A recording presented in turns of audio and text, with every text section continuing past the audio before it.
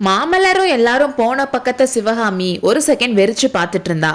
அடுத்த செகண்ட் தடால்னு கீழே விழுந்தா. அவளோட உடம்ப யாரோ இறுக்கி புளியிற மாதிரி இருந்துச்சு. உடம்புல இருக்க எலும்புகள் எல்லாம் நர நரன்னு ஒடிகிற மாதிரி இருந்துச்சு. அவளோட குரல் வளைய ஒரு விஷநாகம் சுத்தி இருக்கிற மாதிரி இருந்துச்சு. அவளோட நெஞ்சில ஒரு மலையை தூக்கி வச்ச மாதிரி இருந்துச்சு. ஒரு செகண்ட் சுத்தியும் இருள்மயமா இருந்துச்சு. அடுத்த செகண்ட் தலைக்குள்ள ஆயிரம் மின்னல்கள் பாஞ்சிச்சு. தலை சுத்த ஆரம்பிச்சு ஏதோ அதல பாதாளத்துக்கு போற மாதிரி இருந்துச்சு. அப்ப யாரோ சிவகாமி சிவகாமின்னு கூப்பிட்டாங்க. அது மாமல்லரோட குரல் கண்டிப்பா இல்ல. முகத்துக்கு பக்கத்துல ஏதோ நாகப்பாம்பு சீர்ற மாதிரி இருந்துச்சு. உஷ்ணமான மூச்சு காத்து அவ முகத்துல பட்டு கண்ணை திறந்து பார்த்தா. ஐயோ, படம் எடுத்து ஆடுற நாகத்தோட முகம், தீப்பிள்ளமா ஜொலிக்கிற பாம்போட கண்கள், இல்ல இல்ல நாகநந்தியோட முகம். அவர் விடுற விஷ மூச்சு காத்து தான் நம்ம மேல படுது. சிவகாமி எப்படியோ எந்திரிச்சு பிக்ஷுவை விட்டு தள்ளி போய் நின்னுக்கிட்டா. நாகநந்தி அவளை கருணையோட பார்த்து, பெண்ணே உனக்கு என்னாச்சு? ஏன் தரையில மயங்கி விழுந்திருந்த? பாவம், தனியா இவ்வளோ பெரிய வீட்டில் இருக்கிறது கஷ்டம்தான். உன்னோட தோழி பெண்ணை எங்க காணோம்னு கேட்டுக்கிட்டே சுத்தும் முத்தும் பார்த்தாரு.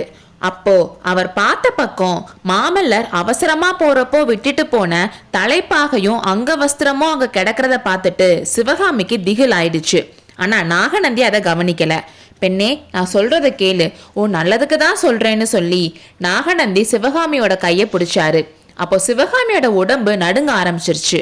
நாகப்பாம்பு தன்னை கடிக்க வர மாதிரி ஒரு உணர்வு ஏற்பட்டு சிவகாமி டக்குன்னு கையெடுத்துட்டா. சிவகாமி, ஏன் இப்படி என்னை பார்த்து நடுங்கிற? உனக்கு நான் என்ன தப்பு செஞ்சேன்? உன்கிட்ட உண்மையான பாசம் வச்சதை தவிர வேற ஒன்றும் நான் பண்ணலையே. உன் அப்பாவை காப்பாத்தினதை தவிர வேற எந்த தப்பும் செய்யலையே. ஏன் என்ன வெறுக்கிறேன்னு கேட்டாரு. சுவாமி, உங்களை பார்த்து நான் பயப்படவும் இல்லை, உங்க மேல வெறுப்பும் இல்லை. நீங்க எனக்கு என்ன கெட்டது செஞ்சீங்க நான் வெறுக்கிறதுக்கு? எவ்வளவோ நல்லதுதான் செஞ்சிருக்கீங்கன்னு சிவகாமி சொன்னான். சந்தோஷம் சிவகாமி, நீ இவ்வளோ சொன்னதே போதும். உன் உடம்பு அடிக்கடி நடுங்குதே, ஏன் உடம்பு எதுவும் சரியில்லையான்னு கேட்டாரு. ஆமா அடிகளே, உடம்பு சரியில்லைன்னு சிவகாமி சொன்னான். அடடா அப்படியா? நாளைக்கு காலையில வைத்தியனை அனுப்பி வைக்கிறேன். ஆனா உனக்கு உடம்பு சரியில்லாதப்போ உன்னை விட்டுட்டு உன்னோட தாதி பெண் எங்க போனா? எங்கேயாவது மூளையில படுத்து தூங்குறாளான்னு கேட்டு சுத்தி முத்தி பார்த்தாரு. கொஞ்ச தூரத்துல தூணுக்கு பின்னாடி கிடந்த தலைப்பாகையும் அங்கவஸ்திரமும் இப்போ அவர் கண்ணில் பட்டுச்சு. இது என்ன, இங்க யாரோ வந்திருக்காங்க போலியேன்னு பக்கத்துல போய் பார்த்தாரு. உடனே சிவகாமிய பார்த்து, சபாஷ் சிவகாமி, அதுக்குள்ள இங்க உனக்கு காதலர்கள் வந்துட்டாங்களா? உள்ளூர்காரங்களா இல்ல வெளியூர்காரங்களான்னு கிண்டலா கேட்டாரு.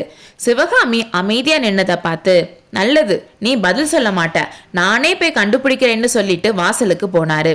அப்போ சிவகாமிக்கு இவள் புத்த பிக்ஷு கிட்ட நம்மளை காட்டி கொடுக்க பாக்குறான்னு மாமல்லர் சொன்னது ஞாபகம் வந்துச்சு.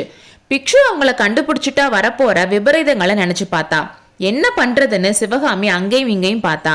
மாமல்லரோட அங்கவஸ்திரத்துக்கு அடியில ஏதோ ஒண்ணு பளபளன்னு மின்ற மாதிரி தெரிஞ்சிச்சு. வேகமா போய் அதை எடுத்தா. அவன் நினைச்ச மாதிரியே அது ஒரு கத்தி தான். அடுத்த செகண்ட் அந்த கத்திய பிக்ஷுவோட முதுக பார்த்து எரிஞ்சா. பிக்ஷு வீல்னு கத்திக்கிட்டே விழுந்தாரு.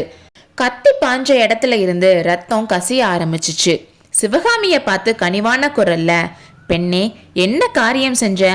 உன்னை உன் காதலன் மாமல்லனிடம் சேர்ப்பித்து விடலாம் என்று எண்ணியல்லவா அவசரமாக கிளம்பினேன் என்றார். அடுத்த அத்தியாயத்தில் சந்திப்போம்.